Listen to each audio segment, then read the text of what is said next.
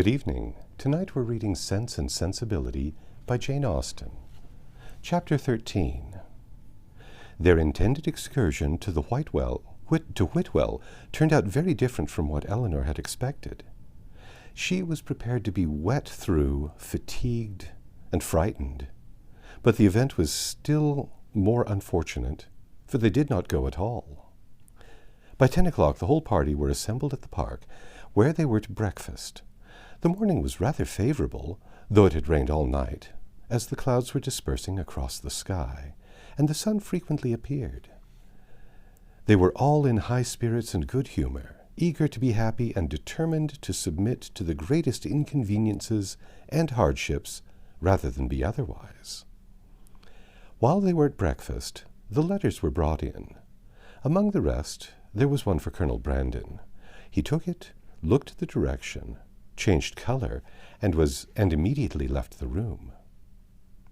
"What is the matter with Brandon?" said Sir John. Nobody could tell. "I hope he has had no bad news," said Lady Middleton.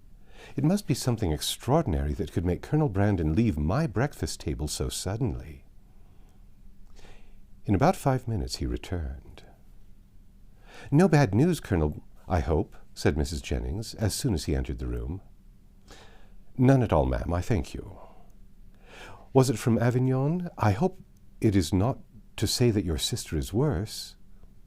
"No, ma'am, it came from town, and it is merely a letter of business." "But how came the hand to discompose you so much if it was only a letter of business? Come, this won't do, Colonel, so let us hear the truth of it." "My dear madam," said Lady Middleton, "recollect what you are saying."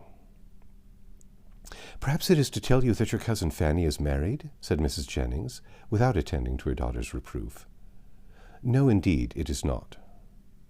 Well then, I know who it is from, Colonel, and I hope she is well." "Whom do you mean, ma'am?" said he, coloring a little. "Oh, you know who I mean." "I am particularly sorry, ma'am," he said, addressing Lady Middleton, "that I should receive this letter today, for it is on business which requires my immediate attendance in town." "In town?" cried Mrs. Jennings. "What can you have to do in town at this time of year?" "My own loss is great," he continued, "in being obliged to leave so agreeable a party, but I am the more concerned, as I fear my presence is necessary to gain your admittance to Whitwell." What a blow upon them all this was! "But if you write a note to the housekeeper, Mr. Brandon," said Marianne eagerly, "will it not be sufficient?" He shook his head. "We must go," said Sir John. "It shall not be put off when we are so near to it. You cannot go to town till tomorrow, Brandon. That is all." "I wish it could be so easily settled, but it is not in my power to delay my journey for 1 day." "If you would but let us know what your business is," said Mrs. Jennings, "we might see whether it could be put off or not." You would not be 6 hours later," said Willoughby, "if you were to defer your journey till our return." "I cannot afford to lose 1 hour." Elinor then heard Willoughby say in a low voice to Marianne, "There are some people who cannot bear a party of pleasure. Brandon is one of them. He was afraid of catching cold, I dare say, and invented this trick for getting out of it. I would lay 50 guineas the letter was of his own writing." "I have no doubt of it," replied Marianne. "There is no persuading you to change your mind, Brandon, I know of old," said Sir John. "When once you are determined on anything. But, however, I hope you will think better of it. Consider, here are the 2 Miss Careys come over from Newton, the 3 Miss Dashwoods, walked up from the cottage, and Mr. Willoughby got up 2 hours before his usual time on purpose to go to Whitwell." Colonel Brandon again repeated his sorrow at being the cause of disappointing the party, but at the same time declared it to be unavoidable. "Well then, when will you come back again?" "I hope we shall see you at Barton," added her ladyship, "as soon as you can conveniently leave town, and we must put off the party to Whitwell till you return." "You are very obliging, but it is so uncertain when I may have it in my power to return that I dare not engage for it at all." "Oh, he must and shall come back," cried Sir John. If he is not here by the end of the week, I shall go after him." "Ay, so do, Sir John," cried Miss Jennings, "and then perhaps you may find out what his business is." "I do not want to pry into other men's concerns. I suppose it is something he is ashamed of." Colonel Brandon's horses were announced. "You do not go to town on horseback, do you?" added Sir John. "No, only to Honnington. Then I shall go post." "Well, as you are resolved to go, I wish you a good journey, but you had better change your mind." "I assure you it is not in my power." He then took leave of the whole party. "Is there no chance of my seeing you and your sisters in town this winter, Miss Dashwood?" "I'm afraid none at all." "Then I must bid you farewell for longer than I should wish to do." To Marianne he merely bowed and said nothing. "Come, Colonel," said Mrs. Jennings, "before you go, do let us know what you are going about." He wished her a good morning and, attended by Sir John, left the room. The complaints and lamentations which politeness had hitherto restrained now burst forth universally, and they all agreed again and again how provoking it was to be so disappointed. "I can guess what his business is, however," said Mrs. Jennings exultingly. "Can you, ma'am?" said almost everybody. "Yes, it is about Miss Williams, I am sure." "And who is Miss Williams?" asked Marianne. "What? Do you not know who Miss Williams is? I am sure you must have heard of her before. She is a relation of the Colonel's, my dear, a very near relation. We will not say how near, for fear of shocking the young ladies." Then, lowering her voice a little, she said to Eleanor, "She is his natural daughter." "Indeed?" "Oh, yes, and as like him as she can stare. I dare say the Colonel will leave her all his fortune." When Sir John returned, he joined most heartily in the general regret on so unfortunate an event, concluding, however, by observing that as they were all got together, they must do something by way of being happy, and after some consultation it was agreed that although happiness could only be enjoyed at Whitwell, they might procure a tolerable composure of mind by driving about the country. The carriages were ordered. Willoughby's was first, and Marianne never looked happier than when she got into it.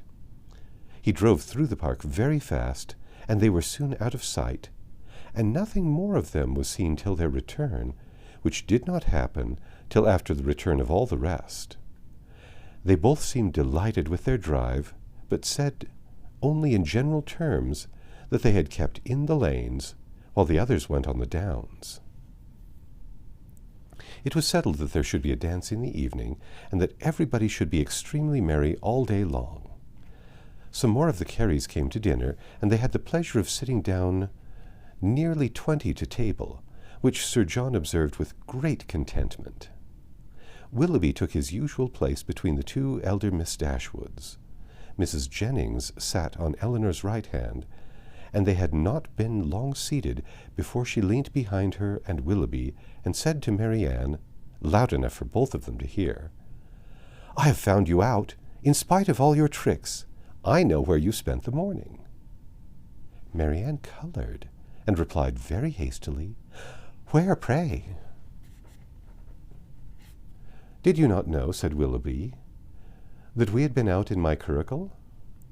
Yes, Mr. Imprudence, I know that very well, and I was determined to find out where you had been to. I hope you like your house, Miss Marianne. It is a very large one, I know, and when I come to see you, I hope you will have new furnished it, for it wanted it very much when I was there 6 years ago." Marianne turned away in great confusion. Mrs. Jennings laughed heartily, and Eleanor found that in her resolution to know where they had been, she had actually made her own woman inquire of Mr. Willoughby's groom, and that she had by that method been informed that they had gone to Allenham, and spent a considerable time there in walking about the garden and going all over the house. Eleanor could hardly believe this to be true, as it seemed very unlikely that Willoughby should propose, or Marianne consent, to enter the house while Mrs. Smith was in it, with whom Marianne had not the smallest acquaintance.